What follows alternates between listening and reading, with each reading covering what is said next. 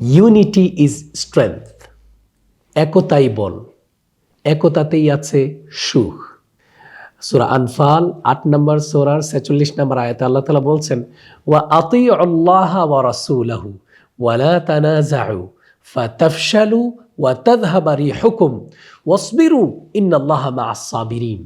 আল্লাহ তাআলা বলছেন, তোমরা আল্লাহ এবং তার রাসূলের আনুগত্য করো, পরস্পর মতভেদে লিপ্ত হইও না। যদি মতভেদে লিপ্ত হও তাহলে কি হবে?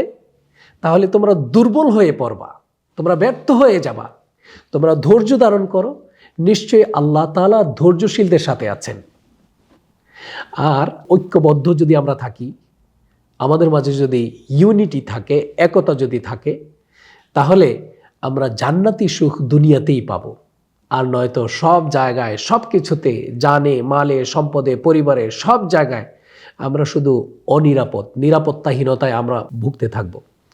আল্লাহ তাআলা কোরআনে কারীমে সূরা আলে ইমরানের সূরা নাম্বার 3 ভার্স নাম্বার 103 তে আল্লাহ তাআলা বলছেন, ওয়াতাসিমু বিহাবলিল্লাহি জামিআন ওয়া লা তাফাররাকু।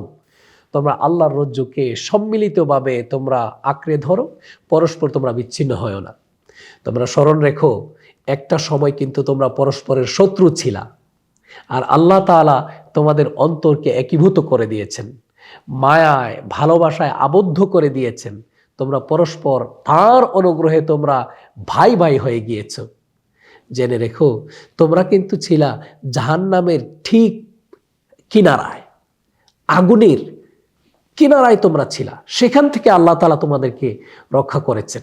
প্রিয় ভাই বোনেরা, তাহলে এই দুইটা আয়াত থেকে আমরা জানলাম যে আমরা যদি একসাথে থাকি আমরা থাকবো শক্তিশালী, আমরা যদি একসাথে থাকি আমরা থাকবো সুখী সমৃদ্ধশালী। আর আমরা যদি মতভেদে লিপ্ত হয়ে যায়, পরস্পর বিচ্ছিন্ন হয়ে যায়, তাহলে আমরা দুর্বল হয়ে পড়ব, ব্যর্থ হয়ে পড়ব। আর দুনিয়াতেই আগুনের শাস্তি, বিচ্ছিন্নতার শাস্তি আমরা ভোগ করতে হবে। আল্লাহ তাআলা আমাদের সবাইকে সবল রাখুক, ঐক্যবদ্ধ রাখুক, শক্তিশালী রাখুক, জান্নাতি সুখ দুনিয়াতে অনুভব করার তৌফিক দান করুক। সব রকমের মতভেদ থেকে আল্লাহ তাআলা আমাদেরকে হেফাজত করুক। আমিন। আসসালামু আলাইকুম ওয়া রাহমাতুল্লাহি ওয়া বারাকাতুহু।